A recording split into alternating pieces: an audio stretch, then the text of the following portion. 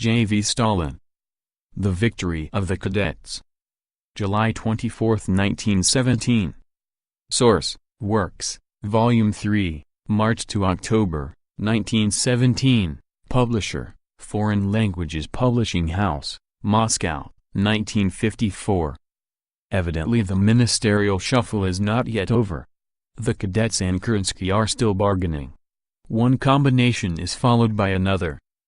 The Cadets, of course, will enter the government, for it is they who call the tune. Tchernov may remain. Tseretelli, evidently, is not wanted any longer. Tseretelli was needed for the purpose of disarming the workers. Now that the workers are disarmed, he is of no more use. The Moor has done his work, he can go. See footnote 1, he will be replaced by Avksentiev. But it is not a question of personalities, of course. Tchernov, Tseretelli, or anyone else of the same breed, what difference does it make? Everyone knows that these pseudo-Zimmerwaldists served the cause of imperialism no worse than the Hendersons and Thomases. See footnote 2. But, I repeat, it is not a question of personalities. The point is that in all this turmoil, in this chase after portfolios and the like, at the bottom of which is a struggle for power, the line of the Cadets, the line of counter-revolution in home policy, and of a war to a finish in foreign policy, has gained the upper hand. For the question at issue was: either the war goes on, in which case complete dependence on the British and American money market, the rule of the Cadets, and the revolution curbed, for neither the Cadets nor Allied capital can sympathize with the Russian Revolution.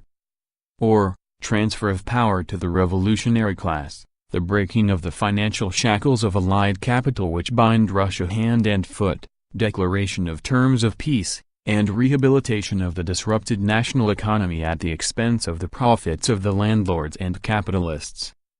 There was no third way, and the Mensheviks and socialist revolutionaries, who sought for a third way, were bound to go down.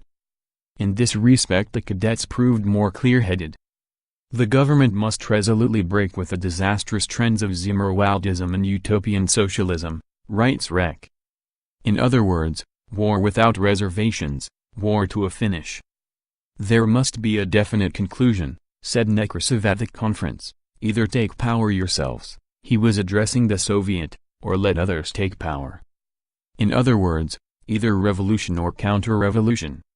The Mensheviks and socialist revolutionaries had abandoned the path of revolution, hence they were inevitably bound to fall under the sway of the Cadets, of the counter-revolutionaries.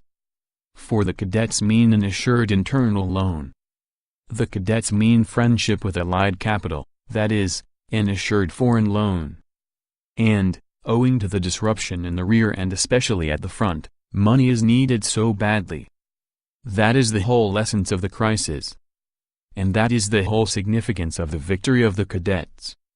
Whether this victory will be enough for long the near future will show. Rabochy I sold it, number 2, July 24, 1917. Notes. 1. The words of Mulai Hussein, the Moor of Tunis in Schiller's tragedy Die Verschwörung des Fescos zu Genua. 2. Arthur Henderson, one of the leaders of the British Labour Party, a social chauvinist and member of Lloyd George's government during the First World War. Albert Thomas, one of the leaders of the French Socialist Party, in the First World War he was a social chauvinist and a member of the French government. End of The Victory of the Cadets, by J.V. Stalin.